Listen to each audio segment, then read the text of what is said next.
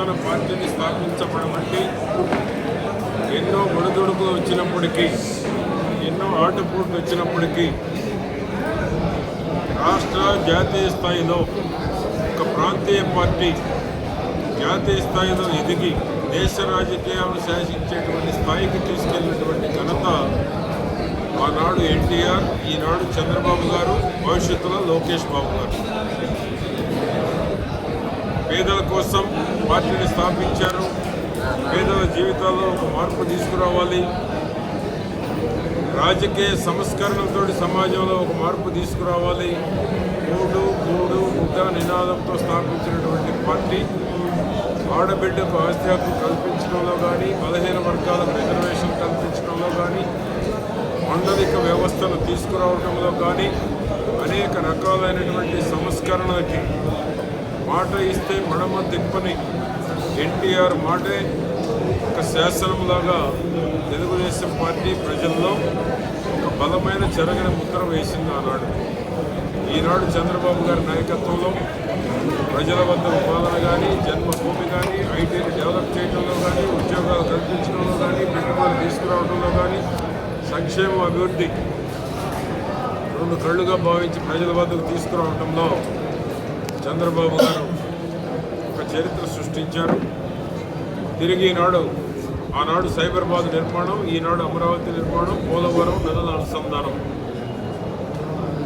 ఆనాడు IT, Eenadu AI, quantum ద్వారా దేశ రాజకీయాల్లో ఒక చెరగని ముద్ర వేసినటువంటి మహానాయకుడు చంద్రబాబు నాయుడు. ఆంధ్రప్రదేశ్కు సుదీర్ఘకాలం ముఖ్యమంత్రిగా చేసినటువంటి ఘనత కూడా చంద్రబాబు నాయుడు గారికే దక్కుతుంది. ఏ ముఖ్యమంత్రి చేయనటువంటి సాహసం, బస్సులో ఉండి పరిపాలన అందించినటువంటి ఘనత కూడా చంద్రబాబు నాయుడు గారు. ఆ విధంగా ఈనాడు సంక్షేమం దేశంలో ఎక్కడా లేనటువంటి సంక్షేమాన్ని ఆంధ్రప్రదేశ్ డబ్బులు లేకపోయినా అప్పు తీసుకొచ్చి అప్పు తీర్చగలిగినటువంటి ఒక నమ్మకంతో సూపర్ 6 పథకాలను అమలు చేసి సూపర్ హిట్ చేసినటువంటి ఘనత కూడా చంద్రబాబు నాయుడు గారిది. యువగళం ద్వారా ప్రజల్లో ఒక చెరగని ముద్ర వేసినటువంటి భవిష్యత్తు నాయకుడు కూడా లోకేష్ బాబు గారు. ఆ విధంగా ఈరోజు కూటమి నాయకత్వంలో పవన్ కళ్యాణ్ గారు చెప్పినట్టు 15 ఏళ్ళు కూటమి ప్రభుత్వం ఉండాలి. గత 5 ఏళ్ళు విధ్వంసం జరిగినటువంటి రాష్ట్రాన్ని అభివృద్ధి, సంక్షేమం, పెట్టుబడులు, ఉద్యోగ అవకాశాలు కల్పించి ఆంధ్రప్రదేశ్ని ముందు వరుసలో నిలబెట్టాలని కూటమి ప్రభుత్వం చంద్రబాబు గారు, లోకేష్ బాబు గారు, పవన్ కళ్యాణ్ గారి సారథ్యంలో ఈ రాష్ట్రం ప్రజలు సంతోషంగా ఉన్నారు. ఇది మంచి ప్రభుత్వం అని గర్వపడుతూ ఉన్నారు. ఇది మంచి ప్రభుత్వం అని కీర్తించబడుతూ ఉంది.